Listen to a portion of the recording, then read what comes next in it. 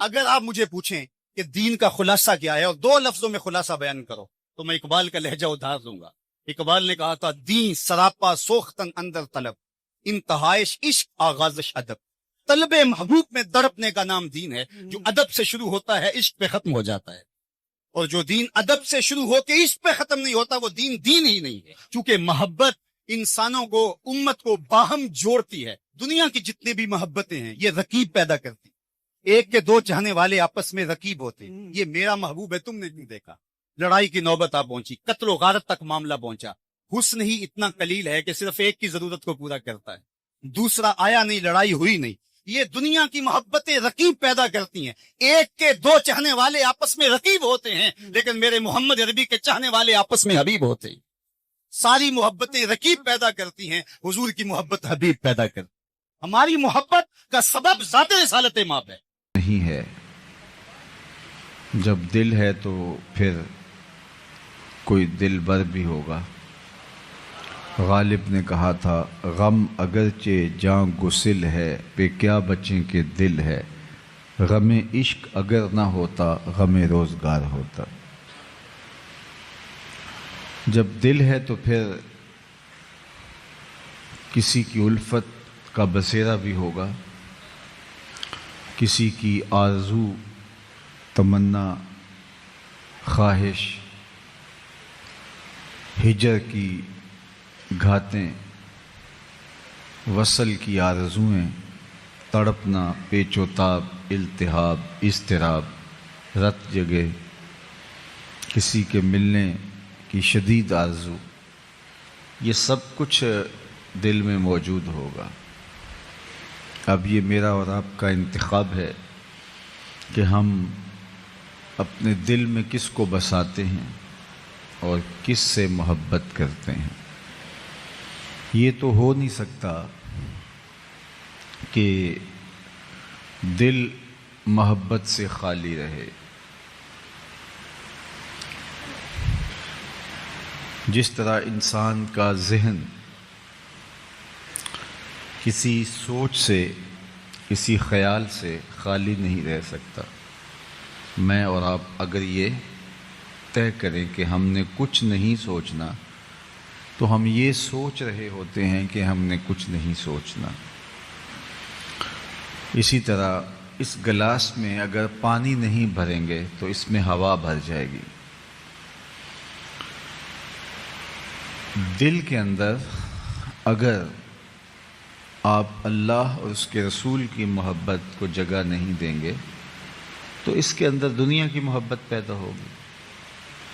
آپ دیہات کے رہنے والے ہیں، زمین میں کچھ نہیں بوئیں گے تو جڑی بوٹیاں اگائیں گے. تو یہ تو طے ہے کہ جب دل ہے تو دل میں کسی کی محبت ہوگی. بہت قیمتی اثاثہ ہے انسان کا دل. سارے جسم میں سب سے قیمتی چیز قلب ہے، اور پوری زندگی اسی کے گرد گھومتی ہے. اللہ کے محبوب علیہ السلام نے فرمایا کہ انسان کے جسم میں گوشت کا ایک ٹکڑا ہے، جب وہ صحیح ہو جائے تو پورا جسم صحیح ہو جاتا ہے، اور جب وہ خراب ہو جائے تو پورا جسم خراب ہو جاتا ہے. پھر فرمایا الا وہی القلب، سن لو، گوشت کے اس ٹکڑے کو دل کہتے ہیں. اب اس دل میں غیر اللہ کی محبت ڈال کر کے اس کو خراب بھی کیا جا سکتا ہے، شیطان کا ڈیرا دل کے اوپر جمع کر کے اس کو خراب بھی کیا جا سکتا ہے، اور نور حب الہی سے، عشق رسالت مآب صلی اللہ علیہ وآلہ وسلم سے اس کو آباد بھی کیا جا سکتا ہے. دیکھیے، محبت آپ جس سے کر رہے ہیں اس کی محبت کے اثرات اس کے مطابق آئیں گے. محبتیں برباد بھی کرتی ہیں اور محبتیں آباد بھی کرتی ہیں. ایک محبت کے بارے میں غالب نے کہا تھا، عشق نے غالب نکما کر دیا، ورنہ ہم بھی آدمی تھے کام کے۔ اچھے بڑے انسان کے پلے محبت کو چھوڑتی نہیں ہے، کیس کو مجنوں بنا کے رکھ دیتی ہے، حواس باختہ کر دیتی ہے۔ پھرتے ہیں میر خوار کوئی پوچھتا نہیں، اس عاشقی میں عزت سادات بھی گئی۔ ایک وہ محبت ہے کہ بندہ اس محبت کا اظہار کرنے سے ڈرتا ہے اور وہ رسوائے زمانہ بنا دیتی ہے، اچھے بھلے بندے کو نکما کر دیتی ہے، عزت سادات بھی ختم ہو جاتی ہے۔ لیکن آج ہم جس محبت کو عنوان بنائے اس کانفرنس کا انعقاد کیے ہوئے ہیں، وہ ذرہ نواز محبت ہے، وہ بندہ نواز محبت ہے، وہ پستیوں سے اٹھا کے اوج ثریا کی بلندیوں تک پہنچا دیتی ہے۔ یہ وہ محبت نہیں ہے جو غالب جیسے پڑھے لکھے شخص کو بھی نکما کر دے، میر تقی میر جیسے عالی مرتبت شخص بھی کہنے پہ مجبور ہو کہ اس نے پلے کچھ نہیں چھوڑا، عزت سادات بھی لے اڑی۔ لیکن یہ حبشی کی عزت اتنی بڑھاتی ہے جس محبت کی میں کہانی چھیڑنے لگا ہوں، کہ میرے حضور معراج سے واپس پلٹتے ہیں اور بلال حبشی سے کہتے ہیں کہ تو کون سا نیک عمل کرتا ہے، میں نے جنت میں تیرے قدموں کی آہٹ سنی۔ تو اس محبت نے سرفراز کر دیا، اس محبت نے سر بلند کر دیا۔ آپ جتنے لوگ بیٹھے ہیں، میں اگر آپ سے پوچھوں کہ جس زمانے میں میرے حضور علیہ السلام تشریف لائے تھے، اس زمانے کے خاقان کا نام کیا تھا، تو شاید آپ نہ بتا سکیں، جبکہ وہ اس دور کا بہت بڑا آدمی تھا۔ چلے میں یہ پوچھتا ہوں، اس دور کے کیسر کا نام کیا تھا؟ رومن امپائر اس دور کی سپر طاقت تھی، اس کے حکمران کا نام اگر میں آپ سے پوچھوں تو شاید آپ نہ بتا سکیں۔ دوسری سپر طاقت تھی اس زمانے کی پرشین امپائر، کسرا ایران کا نام پوچھوں اگر میں تو شاید وہ بھی چند لوگ بتا سکیں۔ بھری بزم کے اندر کوئی خاقان کا نام نہیں جانتا، کوئی کیسر کا نام نہیں جانتا، کوئی کسرا کا نام نہیں جانتا، اور میں اس مجلس میں موجود سب سے کم عمر بچے سے پوچھوں کہ میرے حضور کے مؤذن کا نام کیا تھا، تو وہ سر اٹھا کر بلال حبشی کا نام لے گا یا نہیں لے گا؟ تو پھر یہ عشق ہے جس نے سرفراز کیا۔ اقبال یہ کس کے عشق کا فیض عام ہے، رومی فنا ہوا حبشی کو دوام ہے۔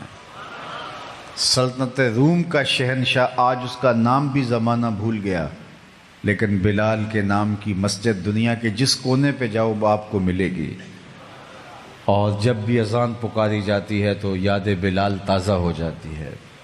تو یہ ہے بندہ نواز عشق، یہ ہے سرخرو عشق، یہ ہے کامیاب عشق، یہ ہے ذرہ نواز عشق، یہ پستیوں سے اٹھا کے اوج ثریا تک پہنچا دینے والا عشق ہے، یہ سر بلند کرتا ہے، یہ عزت افزائی کرتا ہے۔ اللہ اکبر۔ دنیا کی محبتیں، دنیا کی الفتیں انسانوں کو توڑتی ہیں۔ ایک کے دو چاہنے والے آپس میں رقیب ہوتے ہیں کہ یہ تو میرا محبوب تھا، تم نے کیوں دیکھا، لڑائی کی نوبت آ گئی۔ لیکن جس محبت کا عنوان آج ہم لیے بیٹھے ہیں، وہاں ایک کے چاہنے والے دو رقیب نہیں ہوتے، ایک کے کروڑوں چاہنے والے، اربوں چاہنے والے آپس میں حبیب ہوتے ہیں۔ دل بمحبوب حجازی بستائم، زی جہت با یک دیگر پیوستائم، چوں گلے صد برگ مارا بو یکیست، او کے جانے ای نظاموں او یکیست، مست چشم ساکیے بتہاستیم، در جہاں مثل میں او می ناستیم۔ تو یہ محبت ہمیں جوڑتی ہے، ایک مرکز پہ جمع کرتی ہے، وحدت کی ضمانت بنتی ہے۔ اس محبت نے بکھرے ہوئے لوگوں کو امت بنایا ہے۔ اسود از توحید احمر می شود، اسود و احمر ایک ہی صف میں کھڑے ہو گئے۔ تو یہ اس محبت کی کرشمہ سازی ہے۔ اچھا، ہم نے دیکھا ہے کہ کچھ محبتیں انسانوں کے دلوں میں تو ہوتی ہیں لیکن وہ دیگر بہائم وحوش و طیور کے دلوں میں نہیں ہوتی. لیکن ہم جن سے محبت کرتے ہیں ان سے صرف انسان ہی محبت نہیں کرتے، ان سے فرشتے بھی محبت کرتے ہیں. جس سے میں اور آپ محبت کا دم بھرتے ہیں ان سے جانور بھی محبت کرتے ہیں. حتیٰ کہ ذی روح تو ذی روح رہے، پتھر بھی ان سے محبت کرنے پہ مجبور. اللہ اکبر. اور سب سے بڑی بات یہ ہے کہ خالق نے خود بنا کے، خود پیکر تراش کے پھر خود کہا میں تم سے محبت کرتا ہوں. جس کا حسن اللہ کو بھی بھا گیا ایسے پیارے سے محبت کیجیے. اللہ اکبر. اور یہ ہمارا اعزاز ہے کہ ہمارا محبوب وہ ہے جو خدا کا بھی محبوب ہے. اعظم چشتی مرحوم نے قلم توڑ دیا، اپنا معیار زمانے سے جدا رکھتے ہیں، ہم تو محبوب بھی محبوب خدا رکھتے ہیں. یہ کتنا بڑا میرا اور آپ کا اعزاز ہے کہ ہمارا محبوب وہ ہے جو خدا کا محبوب ہے. اللہ اکبر. فرشتے بھی محبت، کائنات کا ایک ایک کونا اور گوشہ حضور سے محبت کرے. جب سورہ الضحیٰ نازل ہوئی تو کافی دیر قرآن مجید کا نزول نہیں ہوا تھا، فترت کا ایک دور گزرا تھا. بعض مفسرین کی رائے کے مطابق 40 دن گزر گئے تھے کہ کوئی آیت نہیں اتری تھی. تو جبریل جب وحی لے کر آئے تو حضور علیہ السلام نے کہا کہ اتنی دیر کے بعد آئے ہو تو تمہارا دل اداس نہیں ہوا تھا؟ تو جبریل نے عرض کی حضور میں عبد معمور ہوں، عبد معمور ہوں، اللہ کے حکم کا پابند ہوں، اس لیے میں نہیں آ سکا، ورنہ آپ کے لیے میرا دل بے چین اور میرا دل اداس تھا. اور مولانا حسن رضا بولے بے لقائے یار ان کو چین آ جاتا اگر، بار بار آتے نہ یوں جبریل سدرا چھوڑ کر. اللہ اکبر. آؤ تمہیں محبت کی ایک دل آویز کہانی سناؤں. حضور منبر پر بیٹھے ہیں اور صحابہ مسجد نبوی میں جلوہ فرما ہیں کہ اچانک مسجد نبوی کے گوشے سے رونے کی آواز آنے لگی. اور رونے والا اس درد سے روتا ہے کہ لگتا ہے اس کا ابھی کلیجہ پھٹ جائے گا. کناقۃ الخلوج، جب اونٹنی کا بچہ گم ہو جائے اور وہ جو چیخیں مارتی ہے تو اس طرح رونے کی آواز آ رہی تھی. حتیٰ ارتج المسجد، صحابہ فرماتے ہیں کہ مسجد گونجنے لگی اس کے رونے سے، اس کی چیخوں سے. ہم نے دائیں بائیں دیکھا لیکن کچھ دکھائی نہیں دیا. صحابہ ایک دوسرے کی طرف دیکھ رہے ہیں. رونے کی آواز تو ہے کہ مسلسل بلند ہوتی چلی جا رہی ہے، مسجد گونجتی چلی جا رہی ہے، لیکن رونے والا دکھائی نہیں دے رہا. فنزل النبی صلی اللہ علیہ وآلہ وسلم عن المنبر، حضور منبر سے نیچے تشریف فرما ہوئے اور ایک سمت چلے. خشک تنا کھجور کا تھا پڑا ہوا. حضور جا کے اس کو اپنی آغوش میں سمیٹ لیا.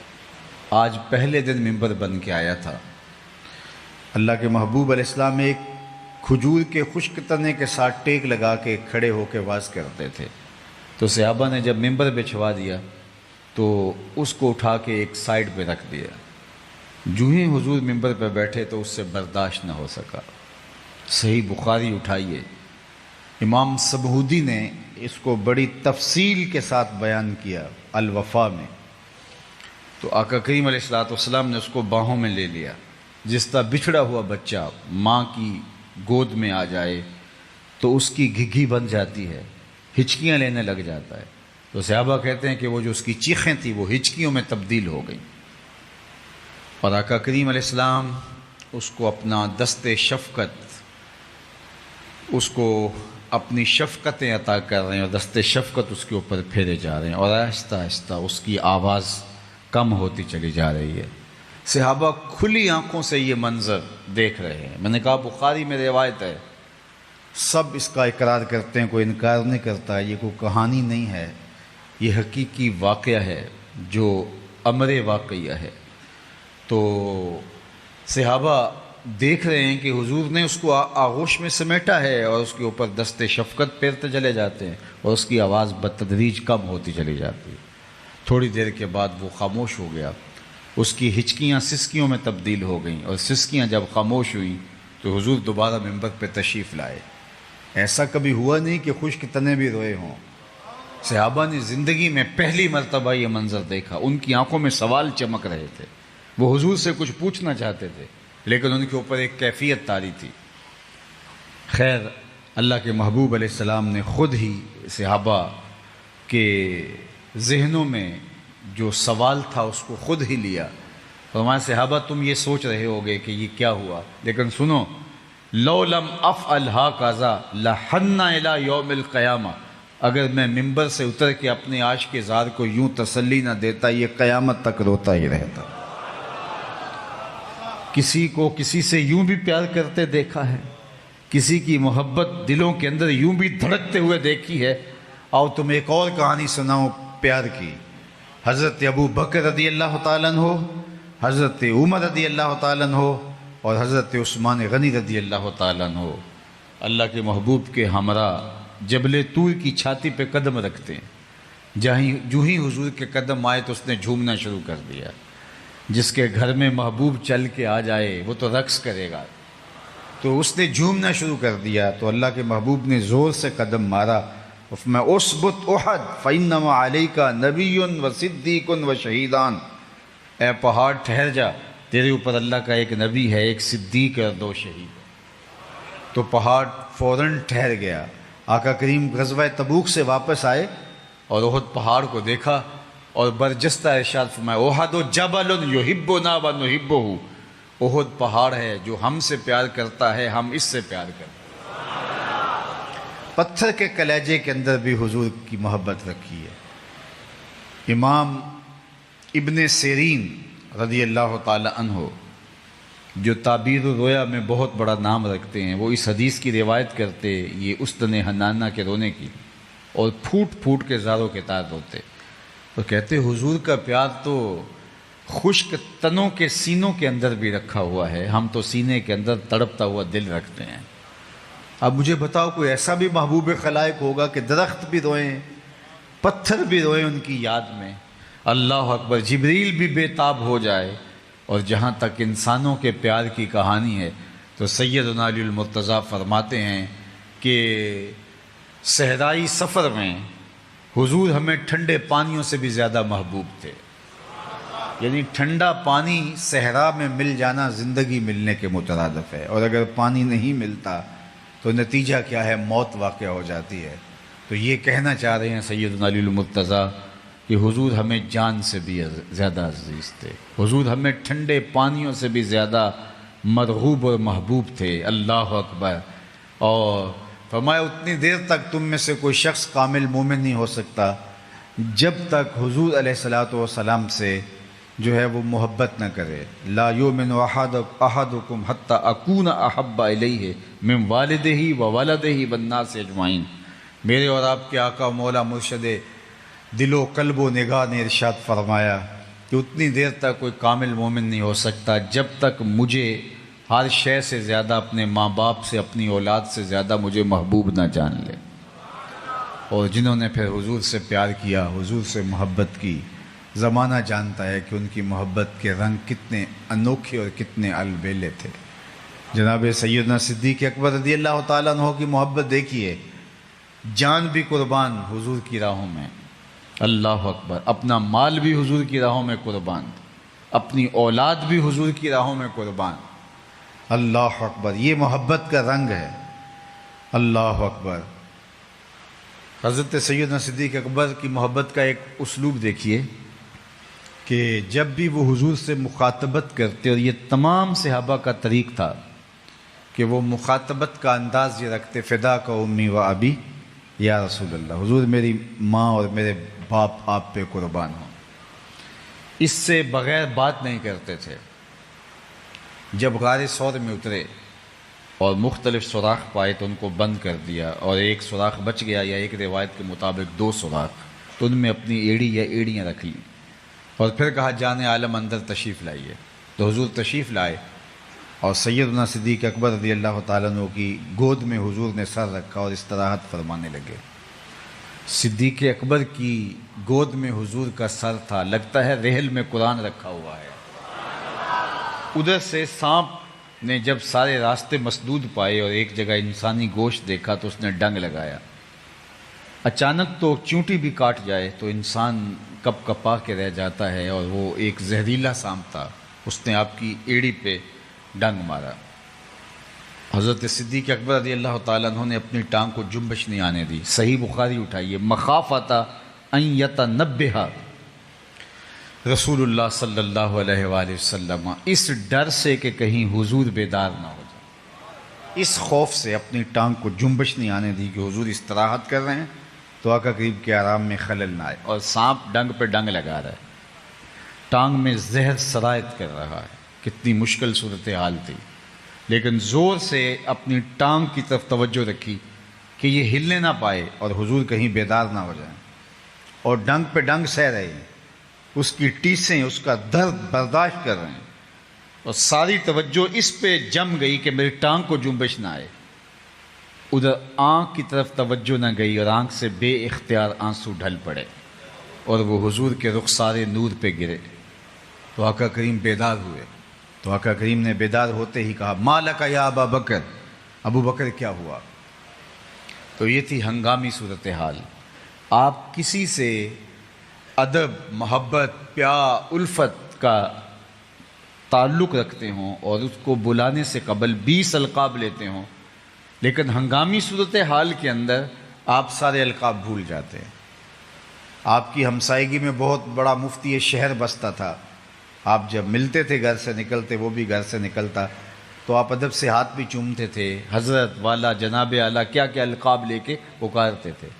لیکن اچانک آپ کے گھر میں چور گھس آئے تو آپ نے مدد کے لیے پکارنا تھا، تو آپ نے قبلہ مفتی صاحب، جناب والی، ہمارے گھر میں چور گھس آئے، ایسے تو نہیں کہیں گے، آپ تو چور چور کی دہائی دے دیں گے، اس لیے کہ وقت اتنا تھوڑا ہے کہ اگر وہ القابات لینے شروع کر دیے تو اتنی دیر تک تو گھر کا صفایا ہو جائے گا، اور انسان ہنگامی حالت کے اندر القاب بھول جاتا ہے۔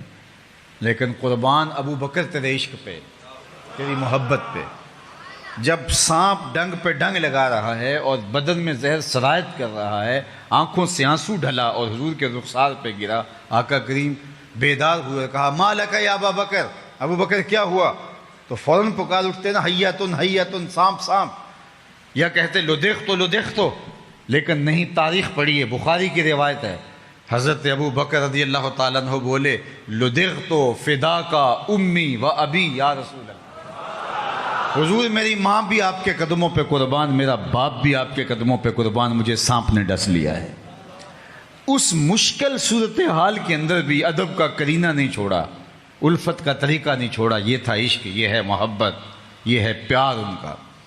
سیدنا عمر رضی اللہ تعالیٰ عنہ دیکھیے، اللہ اکبر، ایک یہودی اور ایک منافق کے مابین جب کسی معاملے میں تنازع ہو جاتا ہے اور وہ حضور کے پاس آتے ہیں، آقا کریم دونوں کی بات سنتے ہیں، فیصلہ تو میرٹ پہ ہی ہونا تھا، حضور نے یہودی کے حق میں فیصلہ کر دیا، اللہ اکبر۔ تو وہ جو نام نہاد منافق تھا، نام نہاد مسلمان تھا، اس کو یہ گوارا نہ ہوا، اس نے کہا کہ میں مسلمان ہوں، کلمہ پڑھتا ہوں، فیصلہ تو میرے حق میں ہونا چاہیے تھا۔ تو اس نے باہر نکل کے کہا، یہ فیصلہ ہمیں حضرت عمر کے پاس لے جائیں گے، چونکہ حضرت عمر کفار کے بارے بہت سخت تھے، اسے لگا کہ جب وہ یہ سنیں گے کہ یہ کافر ہے اور میں مسلمان ہوں تو بس کام بن جائے گا۔ تو حضرت عمر کے پاس پہنچے، ساری کہانی سنائی، تو حضرت عمر نے اس یہودی سے کہا، اب تم بات کرو۔ اس نے کہا، میری 2 لفظی بات ہے، اس مقدمے کا فیصلہ آپ کے آقا و مولا میرے حق میں کر چکے ہیں۔ حضرت عمر نے اس سے پوچھا، کیا واقعی ایسا ہے؟ اس نے کہا جی۔ کہا ٹھہرو، پھر اندر گئے اور واپس آئے تو ہاتھ میں تلوار تھی، اور اس منافق کی گردن کاٹتے ہوئے حضرت عمر نے کہا، ہا قاضا عقدی لمن لم یرد بقضاء اللہ و رسولہ، جو اللہ اس کے رسول کے فیصلے کو نہیں مانتا، عمر اس کا فیصلہ ایسے ہی کرتا ہے۔ شور مچ گیا کہ عمر نے ایک کلمہ گو کو قتل کر دیا۔ باقاعدہ احتجاجی جلوس لے کر اس کے رشتہ دار حضور کے پاس گئے، کہ عمر نے ایک کلمہ گو کو قتل کر دیا ہے. تو حضور نے فرمایا بلاؤ عمر کو. عمر فاروق کو بلایا گیا قبل اس سے کہ حضرت عمر آتے اور بتاتے کہانی کیا ہوئی، صورتحال کیا ہوئی، قتل کیوں کیا. حضرت عمر کے پہنچنے سے پہلے جبریل پہلے پہنچ گئے اور یہ آیت کریمہ نازل ہوئی فلا وربک لا یؤمنون حتی یحکموک فیما شجر بینہم. محبوب مجھے تیرے رب کی قسم، مجھے تیرے رب ہونے کی قسم. اللہ اکبر. ذرا دیکھیے انداز. یہ نہیں کہا مجھے میری قسم، یہ بھی نہیں کہا مجھے کعبے کے رب کی قسم، کہا محبوب مجھے تیرے رب کی قسم. رب بھی اس پہ ناز کرتا ہے کہ میں محمد کا رب ہوں، تو ہم پھر ناز کیوں نہ کریں کہ ہم حضور کی امتی ہیں. فخر کا دل میں دریچہ باز کرنا چاہیے. جن کا تو آقا ہے ان کو ناز کرنا چاہیے. ہمارے لیے فخر ہے کہ ہم حضور کے غلام. میری خوش قسمتی میں تیرا امتی. یہ میرا اعزاز، یہ آپ کا اعزاز کہ ہم حضور کے غلام ٹھہرے. اس پر جتنا بھی اترائیں، فخر کریں، ناز کریں کم ہے. اس لیے کہ نبیوں نے آرزویں کی حضور کی امت میں ہونے کی، ہم نے تو کوئی آرزو نہیں کی. آنکھ کھلی تو ہمارے والد صاحب مسجد سے مولانا کو بلا لائے. انہوں نے کان میں آ کے اذان دیتے ہوئے گویا مبارک دی. مبارک ہو تو حضور کا غلام بن کے آ رہا.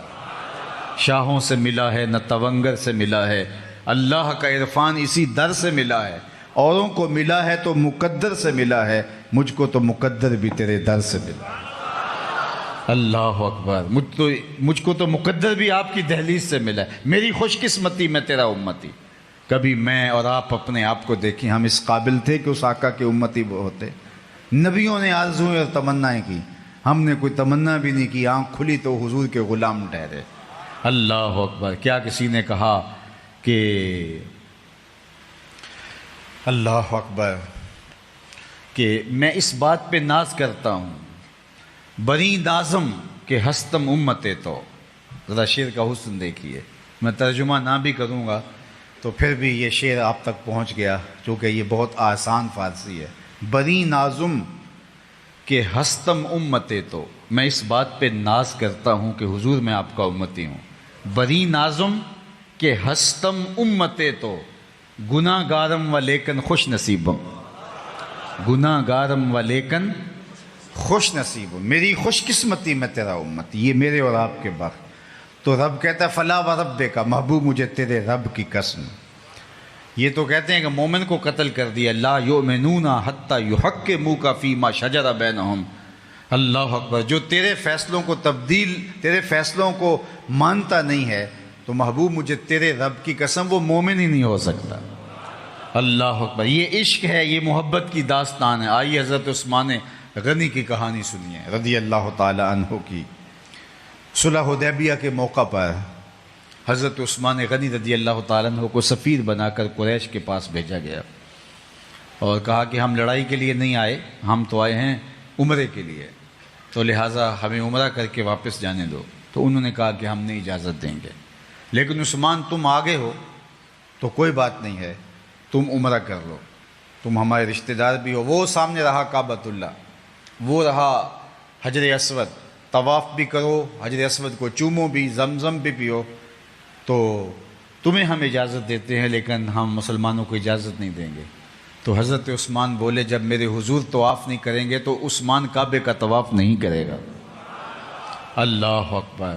حجر اسود موجود ہے، موقع بھی ہے، لیکن کہا نہیں چوموں گا اگر میرے حضور نہیں چومیں گے. اسی لیے حضرت عمر نے ایک موقع پہ کہا تھا، طواف کرتے کرتے حجر اسود کے پاس آ کے رکے، کہا اے حجر اسود میں تجھے کبھی نہ چومتا اگر میرے حضور نے نہ چوما ہوتا. ہم نے قطرہ دیکھا نہ دریا پہ غور کیا، بس جہاں تیری جھلک نظر آئی وہیں ڈوب گئے. اس لیے اس کو چوما جا رہا ہے کہ اس پہ حضور کے لب لگیں، حضور کے ہونٹ لگیں. کسی نے کہا یہ سمندر پار سے آئے ہوئے لوگ بڑا بے تابی سے چومتے ہیں، چومے چلے جاتے ہیں، یار ایک دو بار چوم لیا جان چھوڑ دے. تو میں نے کہا صاحب یہ پتھر تھوڑا چوم رہے ہیں، یہ تو کسی کے ہونٹوں کے نشان ڈھونڈ رہے ہیں. ایک جگہ سے چومتے ہیں خیال آتا ہے حضور کے ہونٹ ادھر نہ لگے ہوں، وہاں سے چومتے ہیں خیال آتا ہے حضور کے لب یہاں مس نہ ہوئے ہو. میں نے کہا یہ پتھر نہیں چوم رہے ہیں، کسی کے لبوں کا لمس تلاش کر رہے ہیں، کسی کے ہونٹوں کے نشان ڈھونڈ رہے ہیں. اللہ اکبر. سیدنا علی المرتضیٰ فرماتے ہیں کہ صحرائی سفر میں ٹھنڈے پانیوں سے بھی زیادہ اور میٹھے پانیوں سے بھی زیادہ ہمیں محبوب اور مرغوب تھے۔ اللہ اکبر! کائنات کو دیکھو حضور سے کس طرح ٹوٹ کے پیار کرتی ہے، کس طرح حضور علیہ السلام سے محبت کرتی ہے۔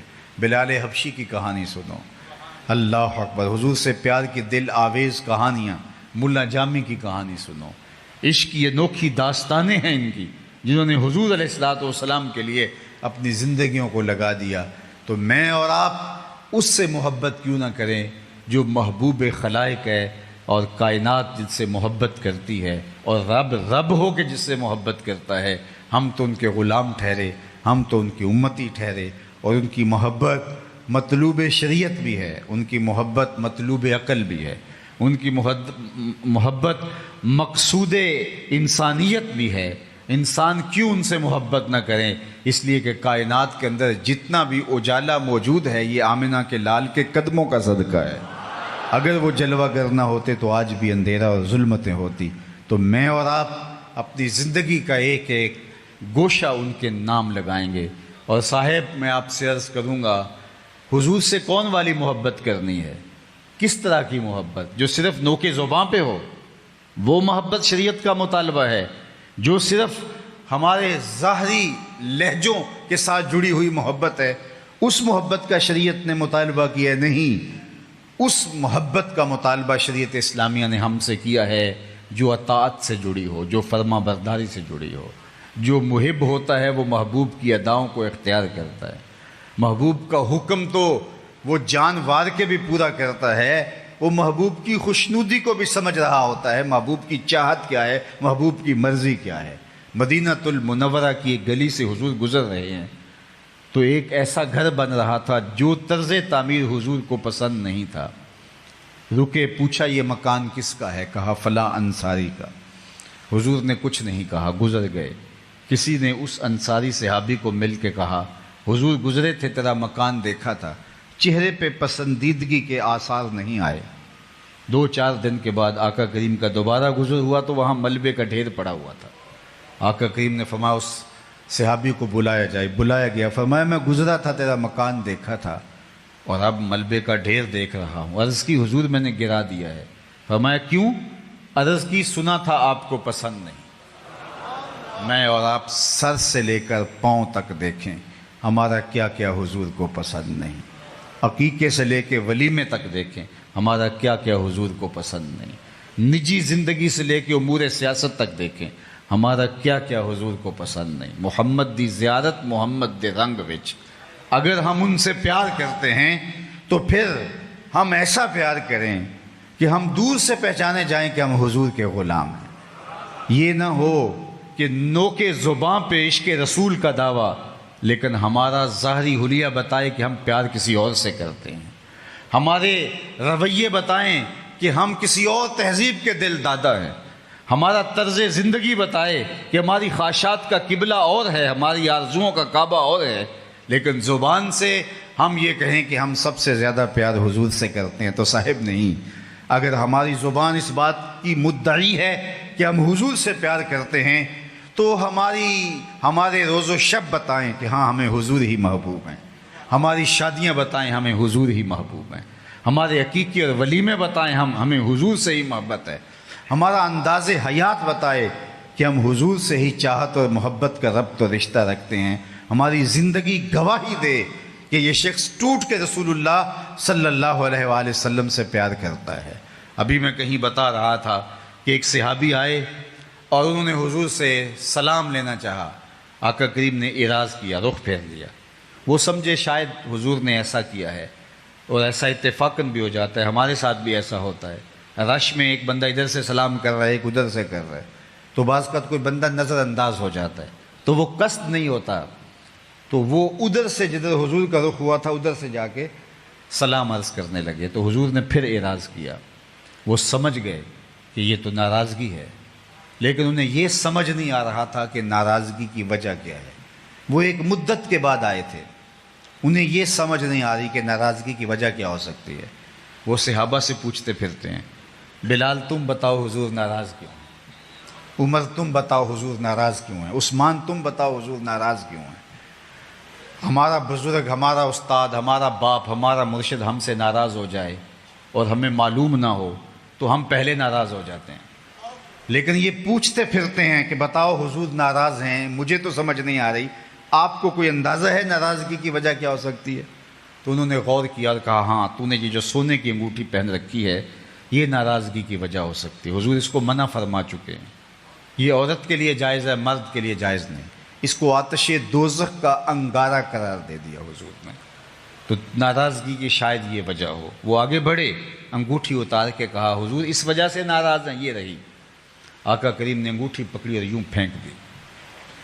ناراضگی کی وجہ یہی تھی، ناراضگی ختم ہو گئی، بیٹھ کے مجلس جاری ہوئی، ایک دیر تک بیٹھے رہے، باتیں چلتی رہیں، گفتگو اختتام کو پہنچی، لوگ اٹھ کے گھروں کو پلٹنے لگے، تو یہ بھی واپس پلٹے تو کسی نے اشارہ دیا وہ انگوٹھی تو اٹھا لو، تم تو شرعن نہیں پہن سکتے، تمہاری بیوی تو پہن سکتی ہے، قیمتی دھات ہے اٹھا لو۔ تو سنو اس صحابی نے کیا کہا، اس نے کہا واللہ لا آخذہ ابدا وقد طرحہ رسول اللہ صلی اللہ علیہ وآلہ وسلم، اللہ کی قسم یہ پڑی رہے کبھی نہیں اٹھاؤں گا جس کو میرے حضور نے پھینک دیا ہے۔ اب میں اور آپ دیکھیں کہ ہم کوئی ایسی عادت تو نہیں اٹھائے پھر رہے جس کو حضور نے پھینک دیا، کوئی ایسا رویہ تو نہیں اٹھائے پھر رہے جس کو حضور نے پھینک دیا، کوئی ایسی دوستی تو نہیں اٹھائے پھر رہے جس کو حضور نے پھینک دیا ہے۔ ہم تو اتنے ظالم لوگ ہیں کہ حضور کی ناپسندیدہ چیزوں کو سینے سے لگائے عشق رسول کا دعویٰ کر رہے ہوتے ہیں۔ کیسی کیسی دوستیاں ہیں حضور کا نام لینے والوں کی۔ پاکستان میں ایک اندازے کے مطابق 10,000 لوگ ایک سال میں صرف بیرون ملک جانے کے لیے اپنے آپ کو مرزائی لکھتے ہیں، صرف بیرون ملک جانے کے ایک سال میں 10,000 لوگ اپنے آپ کو مرزائی لکھ رہے ہیں۔ اور مجھے بتائیے کیسا دعویٰ عشق ہے، کیسے ممکن ہے، کیسے حوصلہ اور جگرا ہوتا ہے کہ کوئی بندہ اپنے آپ کو گستاخان رسول کی فہرست میں شامل کر دے۔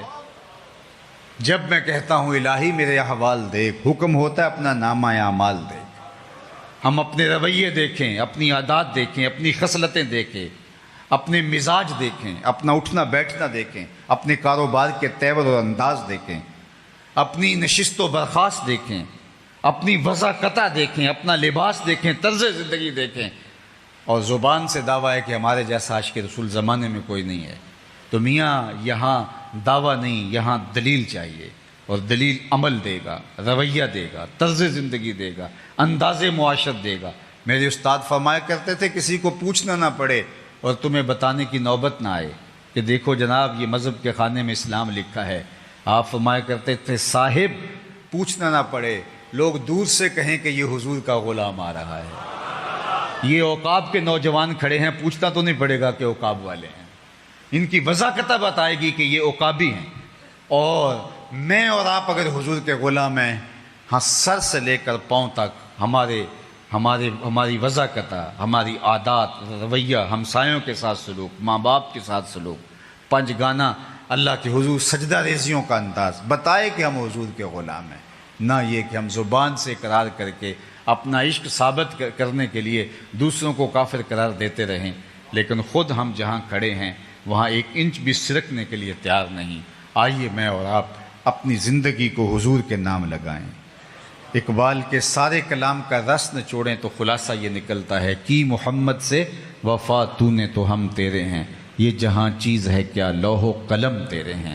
اللہ ہمیں حضور کی سچی محبت اور آقا کریم علیہ الصلوۃ والسلام کی الفتوں کا نور نصیب فرمائے اور اپنی پناہوں کا حصار دے۔ جس طرح میں نے ابتداءً کہا کہ المصطفیٰ اسلامک سینٹر کی تعمیر کا سلسلہ جاری ہے، اور اس کے لیے آپ سب لوگوں کو اس سینٹر کے ساتھ تعاون کا ہاتھ بڑھانا ہوگا۔ الحمدللہ یہ سلسلہ نور آپ کی نسلوں کی بہتری کی ضمانت